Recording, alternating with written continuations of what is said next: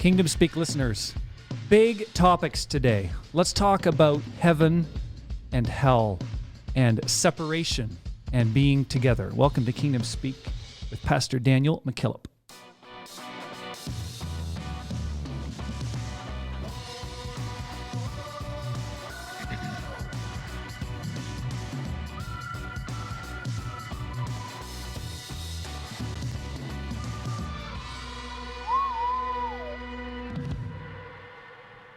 Hello, good morning, good afternoon, good evening.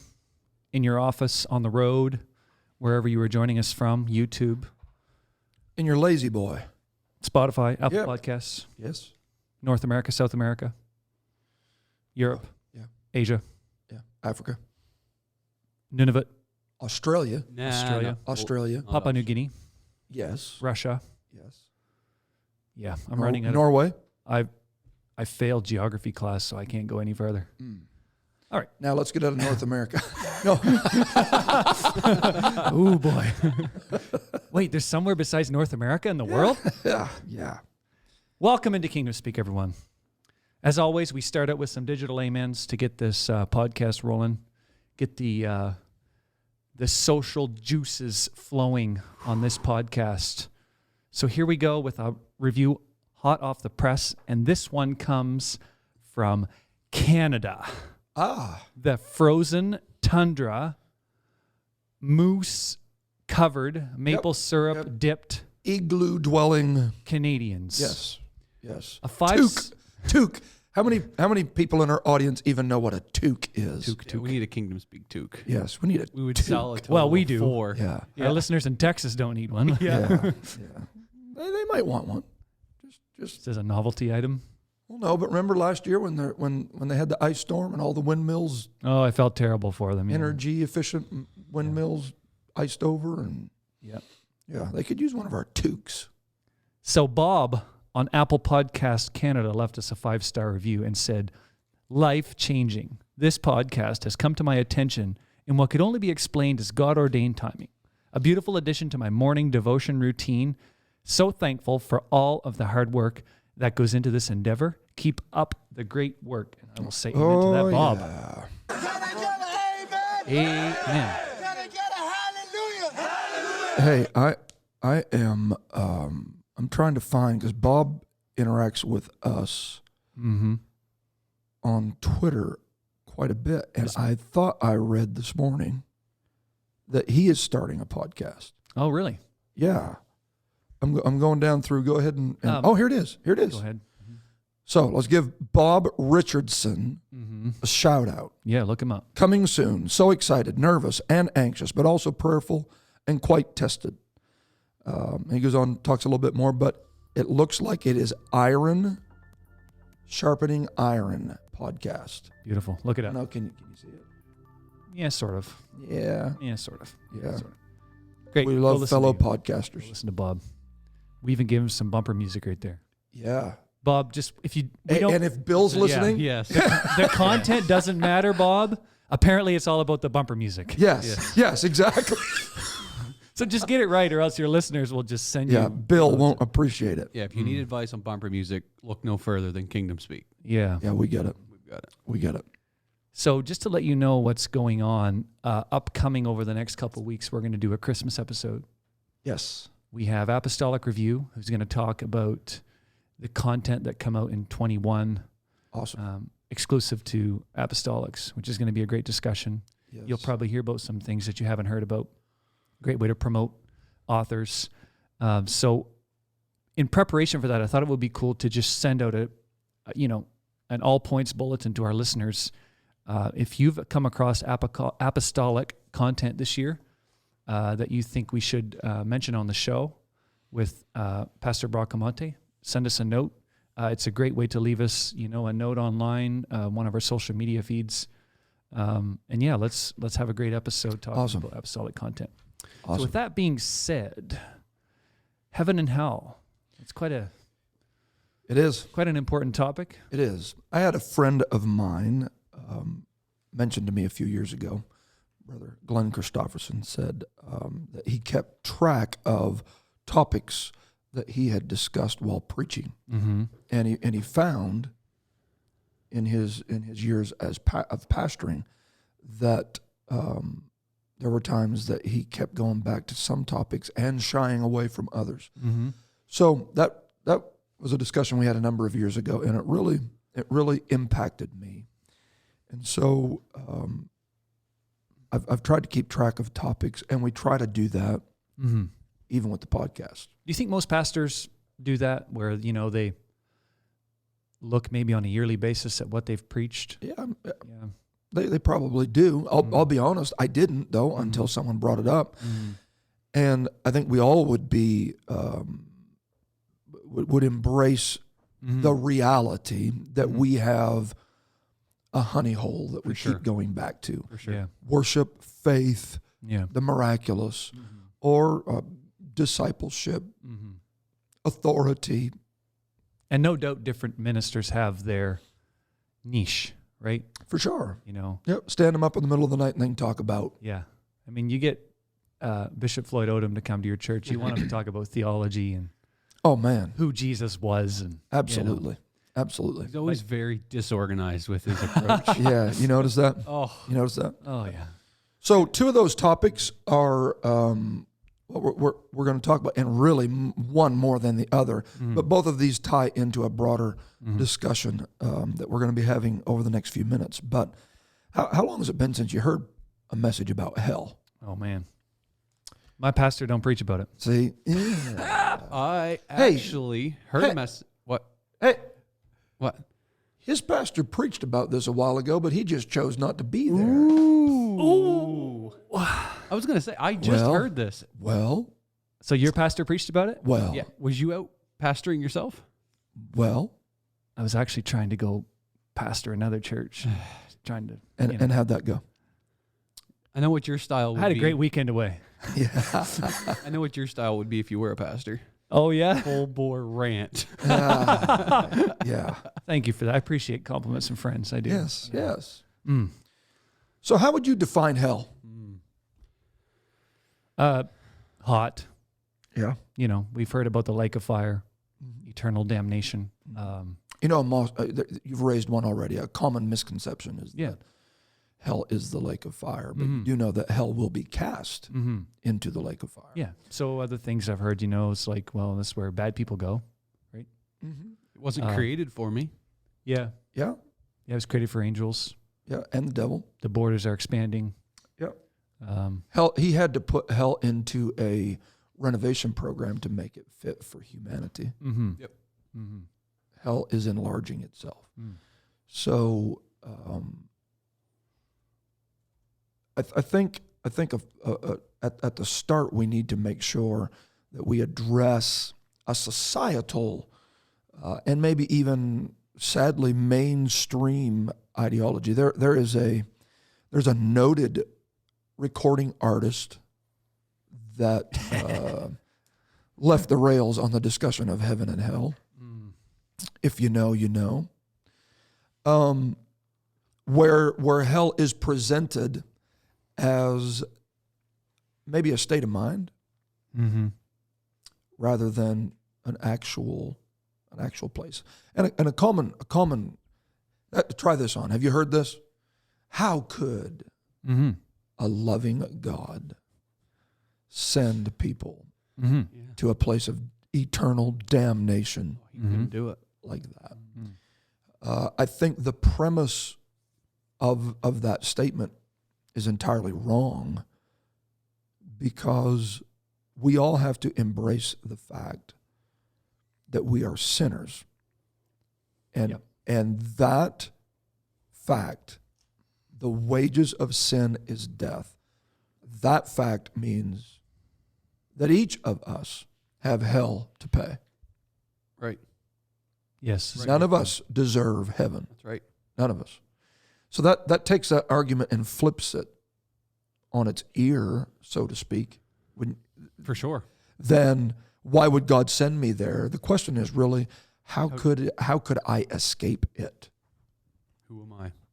Who am I that God would give me a pass Absolutely right. to escape eternal damnation? Mm-hmm. So heaven exists and hell exists. They are eternal destinations. that based on the decisions that you make in time, you determine where you will spend eternity. You guys have heard me make this statement repeatedly, but if I have to experience hell, I would rather experience hell in time rather than eternity. So if I have to go through something in life that would be described as hell on earth, I know that's a bit cliche-ish, but we're going through hell on earth, then don't stop there. Go through there. Right. And as long as you can measure the hell that you are in with the ticking of a clock, you got a deal. That's right. That's that old Ron Canoli song. If you're going through hell, don't stop. Ah, Remember that? yes. That's super old. Boy, I'm dating myself. Yes, you are. That was Who wrote this? When? Ron Canoli, before you were born. Yeah. If you're going through hell, don't stop. I want to say that's like, I cut my teeth on gospel music when I was a wee little child listening to Ron Canoli. Wow. Yeah. That's really probably early You remember 90s. the man, we could just have fun talking about that. Remember the album he put out with Abraham Laboriel, the No. bass guitar player? I don't know. Pretty good. Oh, yeah. I remember Ron Canoli, Welcome That Home. guy had hands that long, man. He would just beat the fire out of that bass guitar. Yeah. So hell could be described as a number of things. Let's read a bit about it and see if we can't pull a little fresh understanding on these two destinations. You want to go to Luke?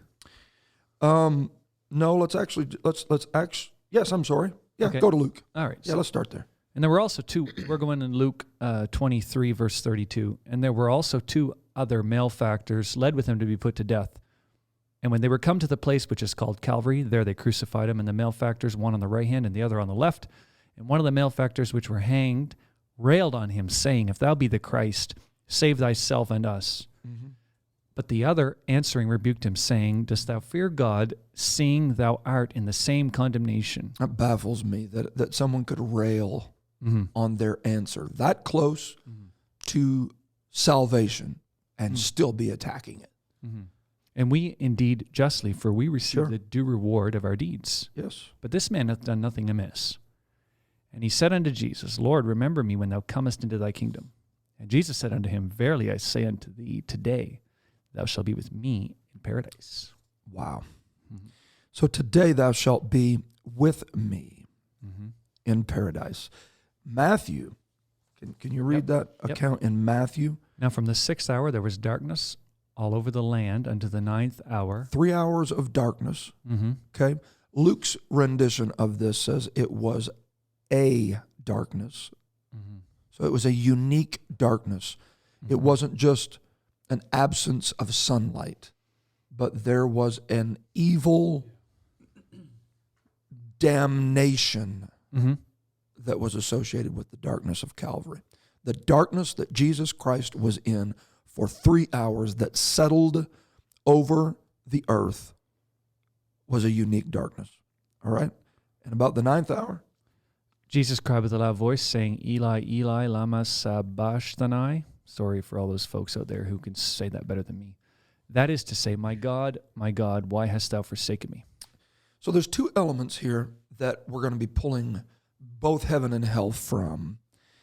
And the first one is, I believe, one of the chief defining terms of what hell is forsakenness. Why hast thou forsaken That's what he was me? feeling, right? He was feeling it. Okay? And the other chief identifying element of the other eternal destination, which is heaven, is identified by togetherness. Now, hear me out on this. We spend a lot of time identifying heaven and hell by elements, and we're going to look quickly at those, fire, et cetera, et cetera. But I think we need to revisit what hell really is and what heaven really is. Hell is isolation, forsakenness, abandonment, and heaven is togetherness, forever. Beyond separation. Yeah. No separation. Okay? So this starts at the beginning of the book. When you start looking at the creation of mankind in the book of Genesis, Adam and Eve, God knew what it was like to be alone. So he created man in his own image. Then he looked at man who was reflecting his own image and said, it is not good for man to be That's right, alone. alone. So he made, he said, I don't want you to experience what I experienced, so I'm going to make you a helpmeet. And he created woman to be the helpmeet for the man, for him to have a relationship with someone of his kind. Okay?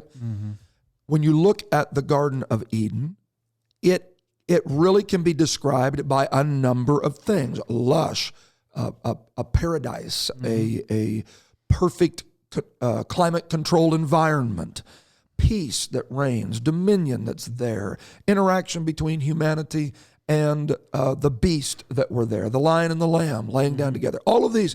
But really, one of the chief identifying attributes of what made the garden was the fact that man was together with God. In the cool of the day, they walked together. Sin was what introduced separation. Sin brought in the chasm that began to affect the relationship that Adam and Eve had with God. And by extension, we see it affecting Adam and Eve's relationship. Right? Very So true. togetherness, when you lose togetherness between humanity and divinity, it begins to affect togetherness, humanity to humanity. I'm a firm believer in the little pyramid that has God at the top and a husband and a wife at the bottom corner. And the closer that the husband and the wife get to God at the top of the pyramid, the closer they get together. You cannot allow distance to come between you and God without it affecting every other human relationship that you have. Okay? So, then they are sent out of the garden. They disobey, they eat the fruit. Separation comes in. I would venture to say that what they missed, more than the fruit, more than all of the accoutrements of the garden, was the cool of the day. You know it. We know that God missed it. But I'm going to submit to you that Adam and Eve missed it. That separation. They felt the effect of sin. To not be, now understanding that we already cleared up that heaven and hell are literal places. You do experience them on earth. I would venture to say not being able to be together with God in the cool of the day was probably as close to hell on earth that Adam had ever experienced. So, let's look at Luke 16. There was a certain rich man, which was clothed in purple and fine linen and fared sumptuously every day. And there was a certain beggar named Lazarus, which was laid at his gate full of sores, and desiring to be fed with the crumbs which fell from the rich man's table. Moreover, the dogs came and licked his sores. And it came to pass that the beggar died and was carried by angels into Abraham's bosom. The rich man also died and was buried. You can't rush through that because there is a key element right there. The beggar died and was carried. The rich man died and was buried. Based on how you live, determines on whether you're carried Absolutely. or whether you're buried. Absolutely right. I want to live so that I can get out. Hey, I want to live so that I can be like Enoch and he can dispatch Yes. a chariot to carry me to paradise. Yeah, that's pretty nice. I'd rather not be buried. Thank you very much. All right, read on. And in hell he lifted up his eyes, being in torments. Plural. Yeah, and seeing Abraham afar off and Lazarus in his bosom. So you're in hell. You're in torments, plural. You have eyesight. Okay, read. And he cried and said, Father Abraham, have mercy on me, and send Lazarus that he may dip the tip of his finger in water and cool my tongue, for I am tormented in this flame. Wow. And Abraham said, Son, remember that thou in thy lifetime... Son, remember. So you have memory in hell. Thou receivedst thy good things, and likewise Lazarus evil things. But now he is comforted, and thou art tormented. The roles have reversed. And beside all this, between us and you, there is a great gulf fixed, so that they which would pass from hence to you cannot. Neither can they pass to us that would come from thence. The request, you notice the chasm of separation there? Oh, The yeah. request was for mercy. Yep. Father Abraham, have mercy on me. Yeah. The chasm, the gulf that is fixed between Father Abraham and that place called hell is so vast that even mercy can't get across it. Hell is a place that is merciless. Wow. You only have access to mercy before you go to hell. When he's there, and here's the support for why I said at the beginning that really hell can be defined as a place of forsakenness and abandonment. That when you are in hell, the gulf that is fixed is such that separates you from those you love, from the mercy that you crave, from the elements that you need to help you cope with the inferno that you're in, a drop of water. But it's not so vast that you can't see across it.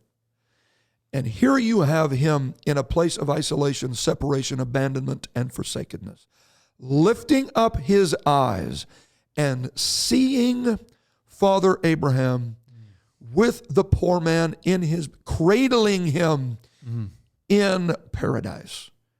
And from a place of isolation, he can observe togetherness. Yeah, that adds to the punishment, doesn't it? That's hell, brother. Without the flames, that'd be hell. Yeah. It's like letting you eat the cake and I just got to sit here and watch you eat Absolutely. Absolutely. Absolutely. So what is hell? Is it the sulfur? Is it the flames? Is it the haunting, tormenting memories of all of the opportunities that you didn't take advantage of? Yes, it's all of that. But really, that chief tormenting element is the fact that you are separated. A great gulf. You are separated. Now, let's talk about heaven. All right. People may listen more to this one. Yeah. Yeah. Yeah. John 14. If you cheated through the last half and used the little skip 15-second button, Yeah. yeah. Hell's a place you don't want to go. It's a place of forsakenness.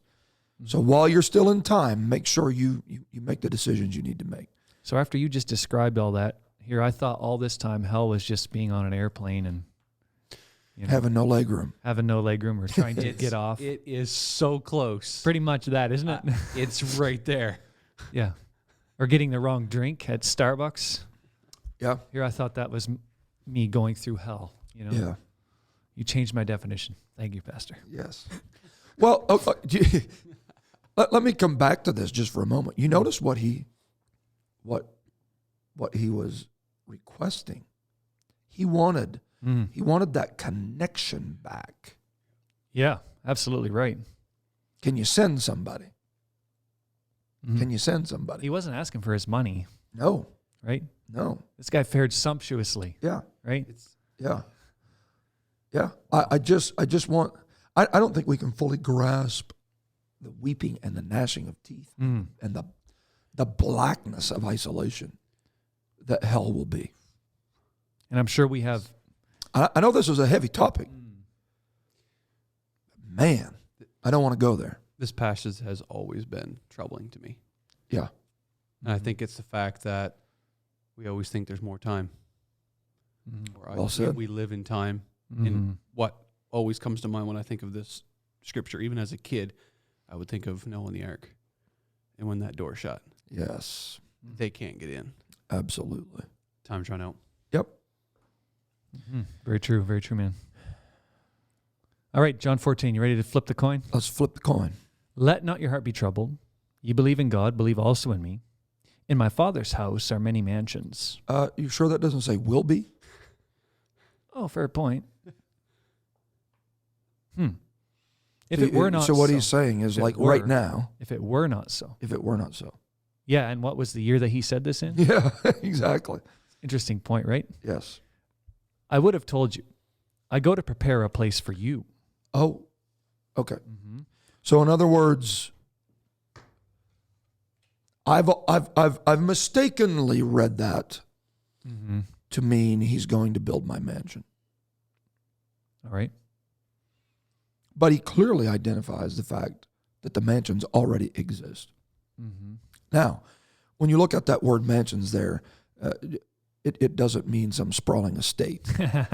It literally means rooms. All right. So there are many, many rooms in this place called heaven that he has already Like arbitrarily constructed. so these rooms are like places where we could like get together. You know? Is that what Well, maybe. Okay, say on. and if I I go to prepare a place for you. That's right. So the place that I'm going to prepare is not the mansion. Exactly. That's already prepared. So we cannot confuse what is already constructed with what is going to be prepared. Read on. And if I go and prepare a place for you, I will come again Yes. and receive you unto myself, Yes. that where I am, Oh. there ye may be also. Oh. Yeah. Oh. Oh. So how many times do we confuse what he's already done with what he is going to do? You're right. Yeah. The mansions are there. It's kind of like going through, I don't know if you've ever done this. I have a time or two gone through and looked at prefab homes. Yes. Yes. Yes, I have done that. You know, you're kind of, I don't know, I guess you don't kick the tires on a home, but you're checking out this home. It's already constructed, but it's not yours, That's right. right? Yep. You don't walk in and throw your feet up on the counter. And That's right. that's not yours. It's there, but it's not yours. So those of you that have built new homes, there's a difference between it being constructed and it being prepared. The preparation takes it from being a house to a home. You construct a house, but you prepare a home. So he is there preparing it for me now. It's mine. It's mine. Okay? He goes on to describe this place in numerous places throughout Scripture, but John the Revelator describes it at the conclusion of the book in the 21st chapter. And we don't have to read the whole thing, but I want to pick our way down through that 21st chapter and start at the first verse, and let's just make our way quickly through there. All right. And I saw a new heaven and a new earth. For Yeah. the first heaven and the first earth were passed away, and there was no more sea. And I, John, saw the holy city, New Jerusalem, coming down from God out of heaven, prepared as a bride adorned for her husband. And I heard a great voice out of heaven saying, Behold, the tabernacle of God is with men, and he will dwell with them. There it is. And he will dwell with them. Yep. Okay? Yep. And they shall be his people, and God himself shall be with them Yes. and be their God. Yes. And God shall wipe away all tears from their eyes. And there shall be no more death, neither sorrow nor crying, neither shall there be any more pain, for the former things are passed away.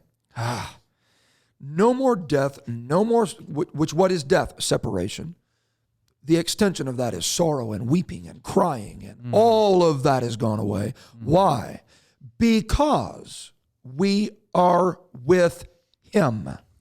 Absolutely. That's right.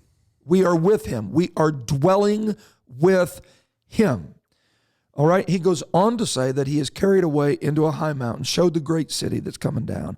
And he begins describing the light that emanates out of her is like a stone that's most precious, a jasper stone, clear as crystal. Walls, he's describing the 12 gates. He's describing the 12 angels, the names that are written on the gates, which are from the 12 tribes of Israel. He describes the 12 foundations, which bears the names of the 12 apostles.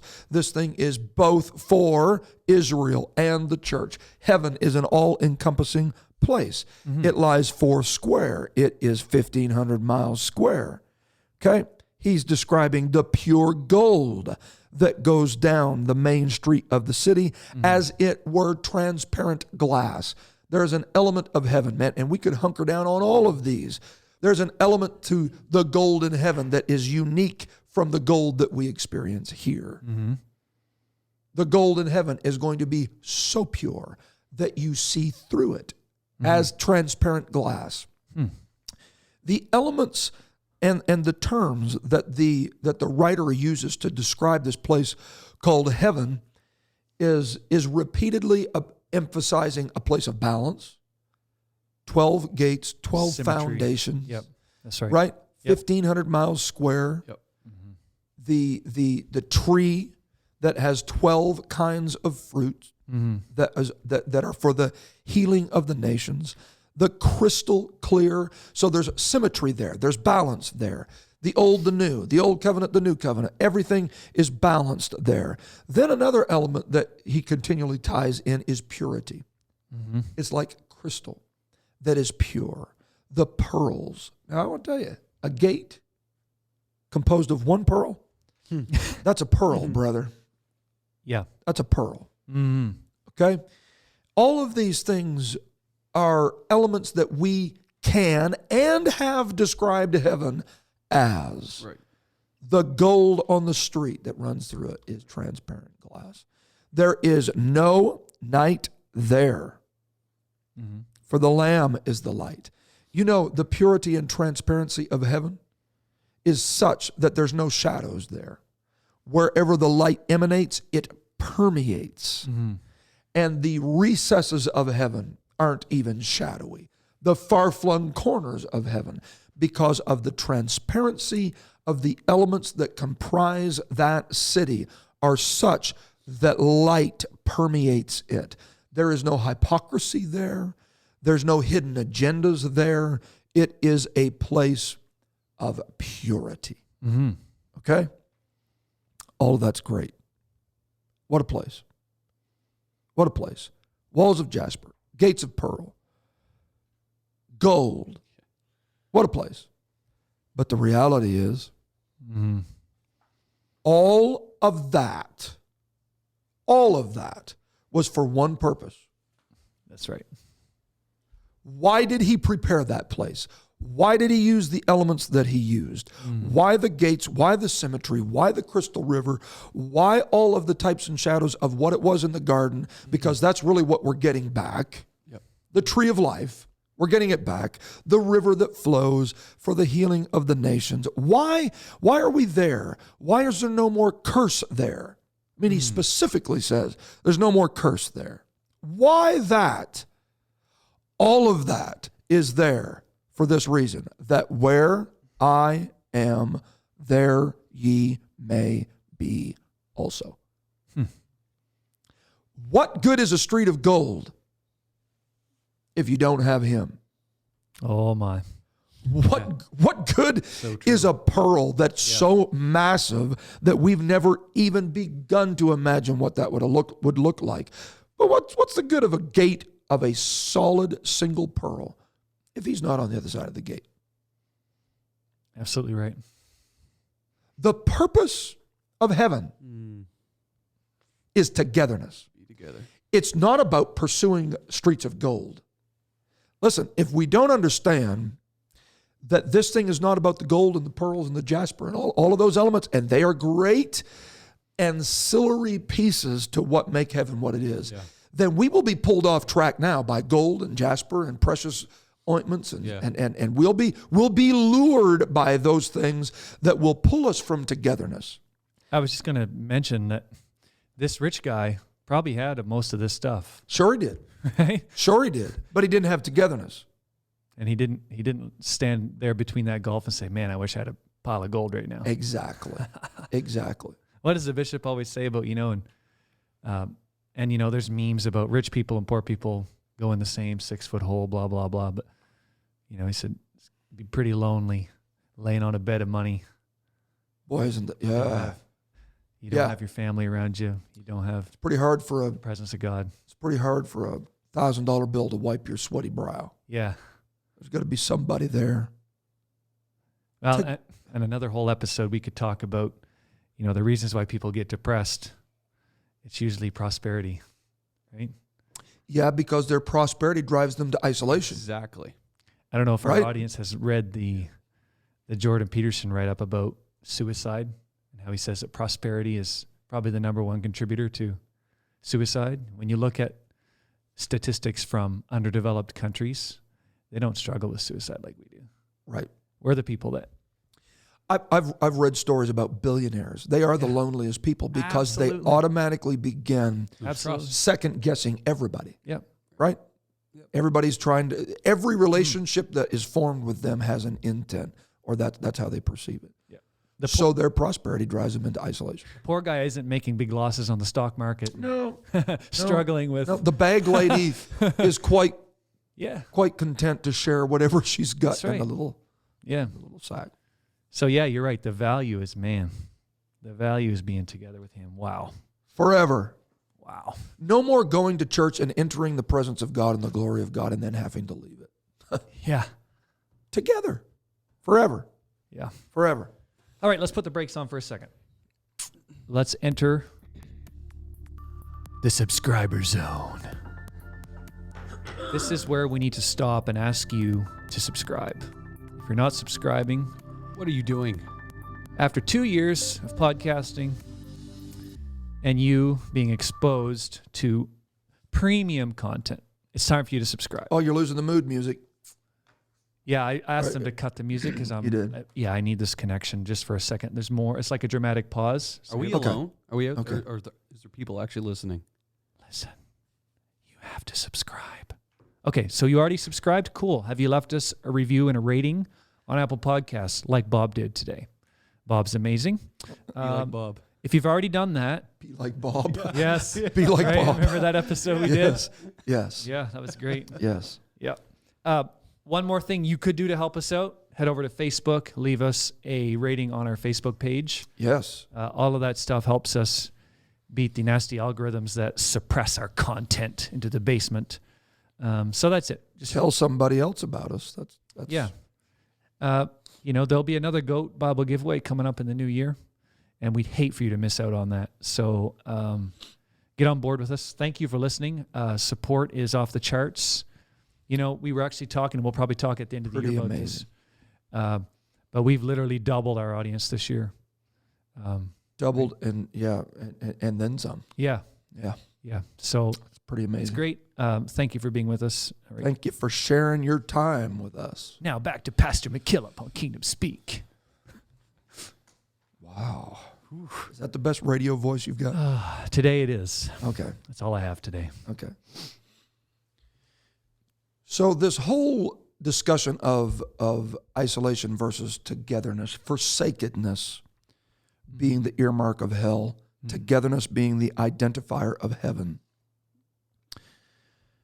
How oft, take this now, to the weeping cry of Jesus looking at Jerusalem, not the new Jerusalem coming down out of heaven, but the literal earthly Jerusalem. And what is the cry? Yeah. Togetherness. How oft? Yeah, absolutely. How oft I would have gathered you together, but you would not. Here is a fact. Sin, as we've already stated from the beginning, it has an element to it that separates you. It causes you to withdraw. How many remember the message? Do you guys remember the message Bishop preached about the Clarion Call of Sin? I don't. What is the Clarion Call of Sin? Leave me alone.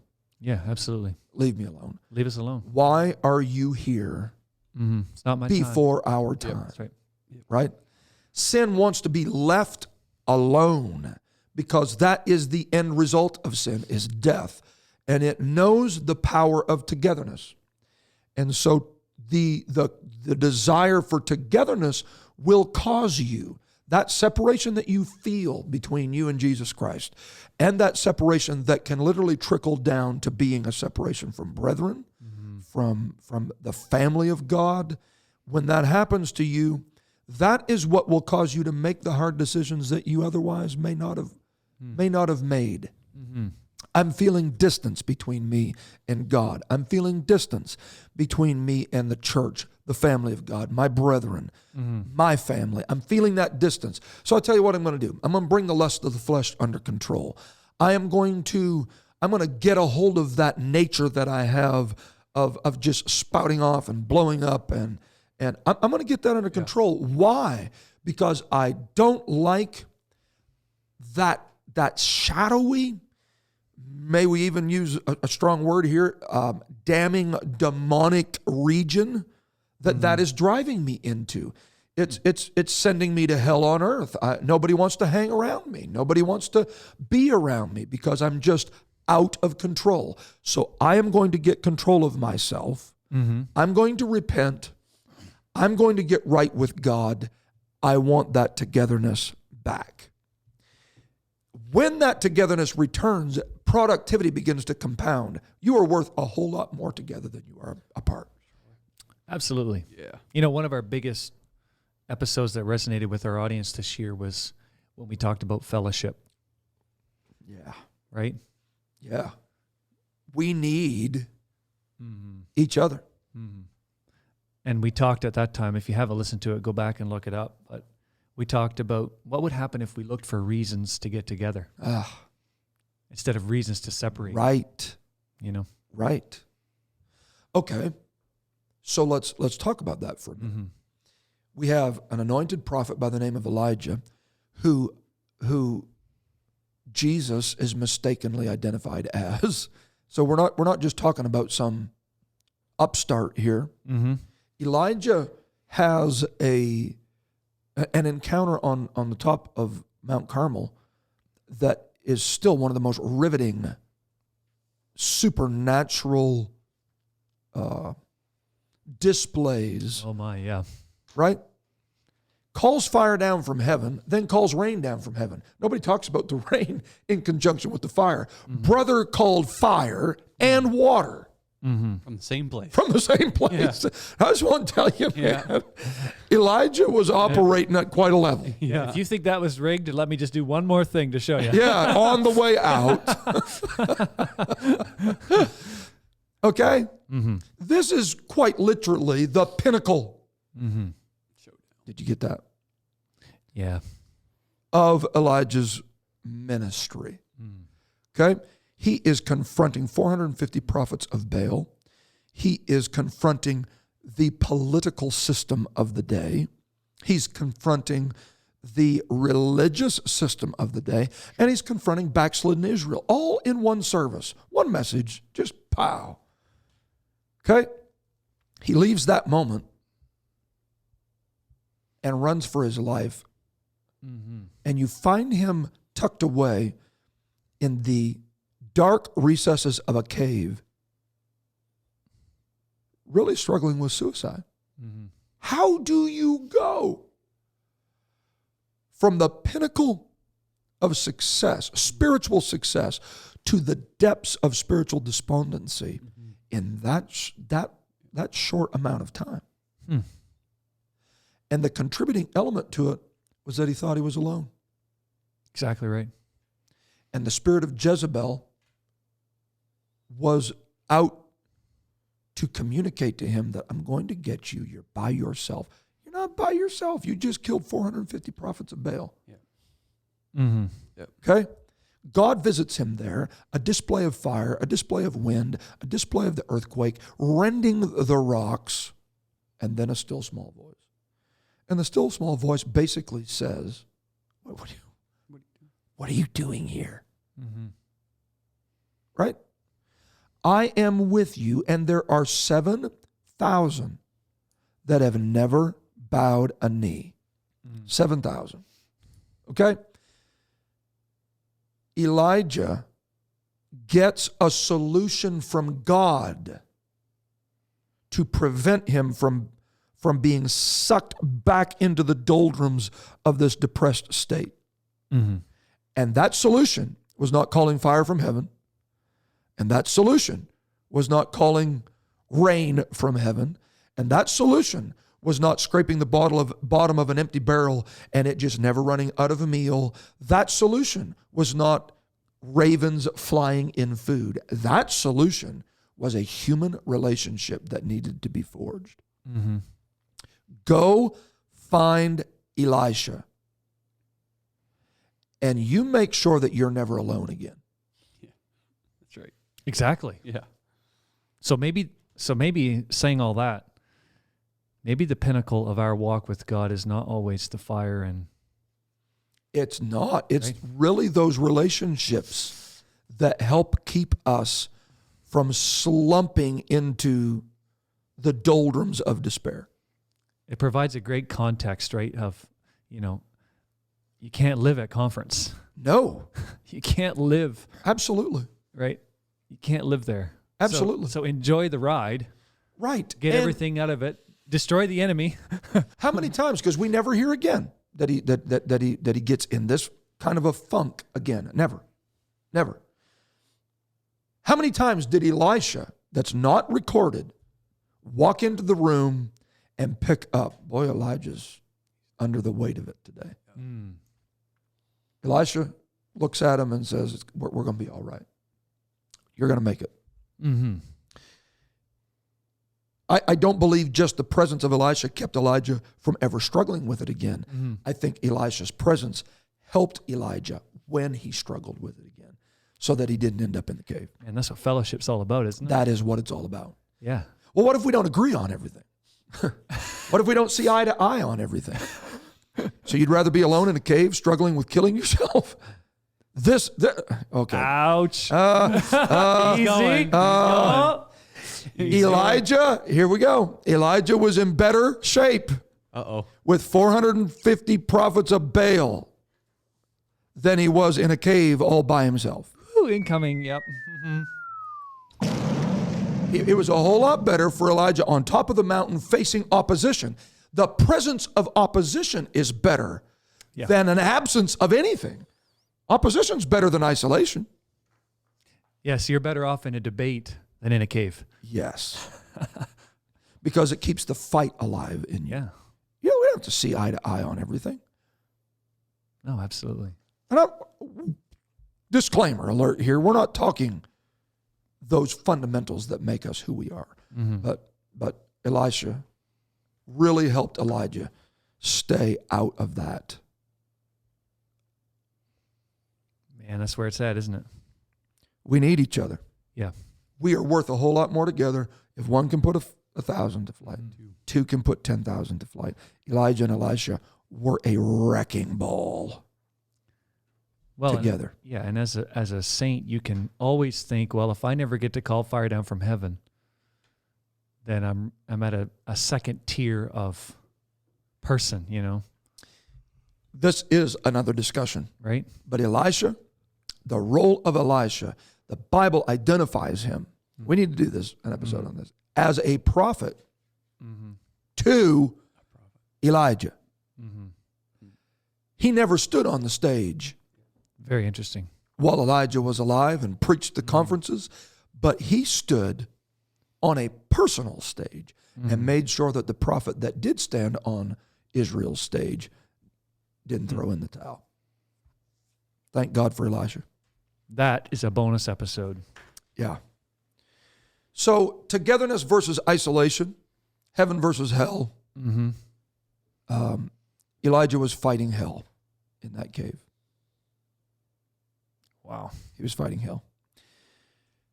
Who you join yourself with really does matter. How can two walk together except they be agreed?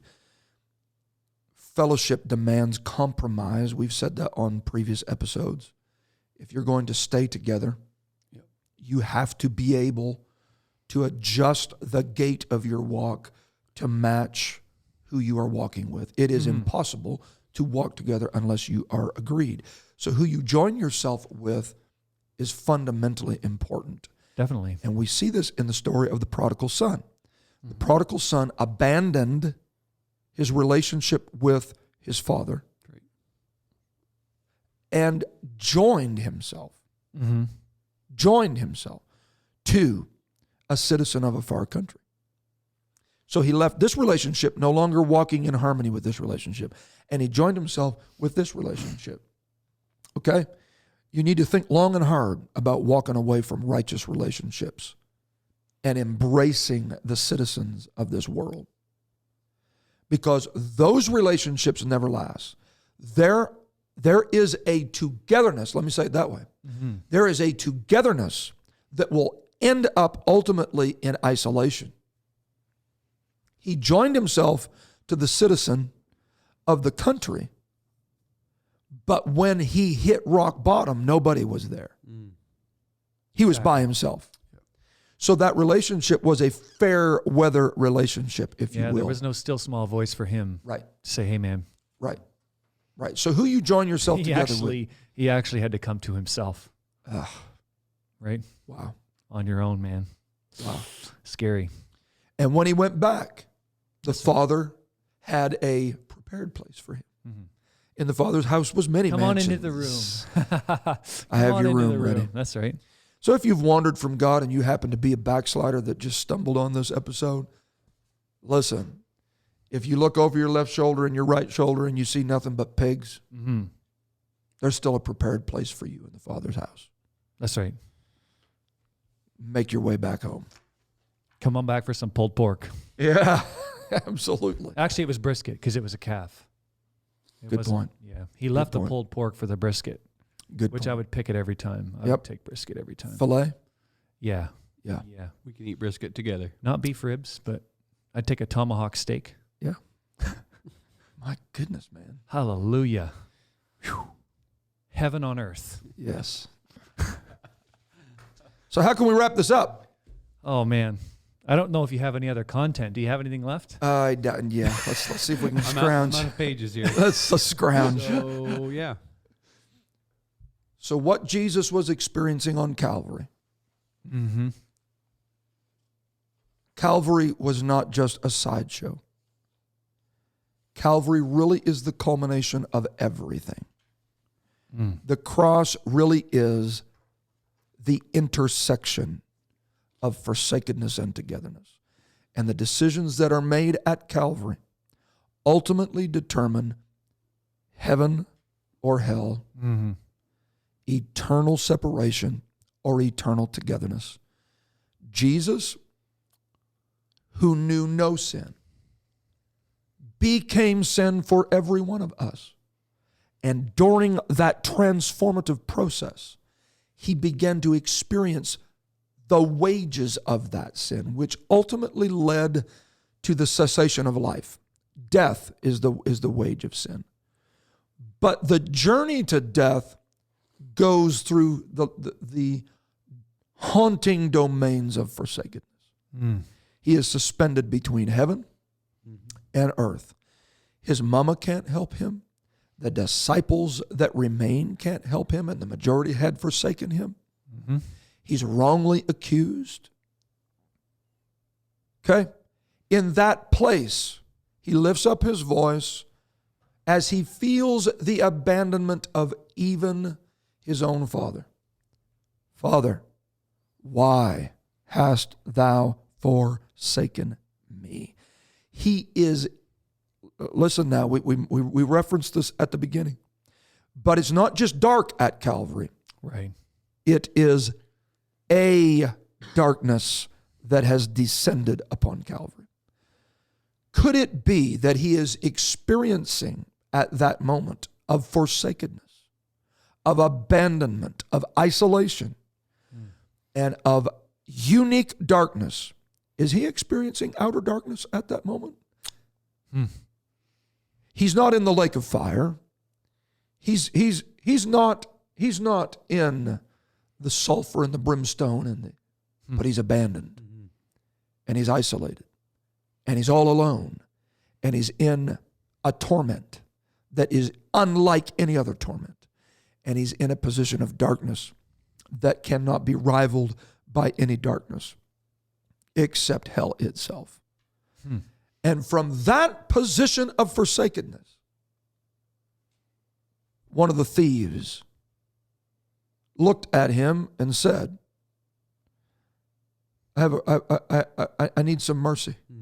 He made the same plea that the rich man made, but he made it on the right side of eternity. Yeah. He made it on the right side of the gulf that is fixed. You know, I don't even remember where I've heard this, but somebody said, this story is a great example to show you that deathbed repentance is only a 50-50 gamble. Wow. Not from the perspective of Jesus. If the other guy would have asked Wow. and had his heart in the right place, he could have got the same thing, right? Wow. But if you're waiting to, Wow. it's always amazing, right? I want to tell you something. I don't want to wait till my deathbed, No, but here is a boy. little advice. If you find yourself in that position, Yeah. don't rail. There's two options here, right? Plead. There's two options here. Plead. Plead. And Jesus, from the position of forsakenness, Yeah, responded with, he was going through it, brother, and he still had the, from hell. yeah, He literally said, today, that's right. you will be with me. with me in paradise. And that's what's going to make it paradise, man. It's not the gold. It's not the Yeah. pearls. That's right. It's not the tree of life. It's not, no. Yep. You're going to be with me. Yep. You are going to be with me. And that is heaven. And at the intersect of Calvary, he left the thief was ushered from the despondent regions of forsakenness and was ushered into eternal togetherness. From hell to heaven. Just like that. Just like that. You don't want to miss those moments. You want to make it to Calvary, because Calvary is that hallowed space where you can go from forsaken to together in a moment.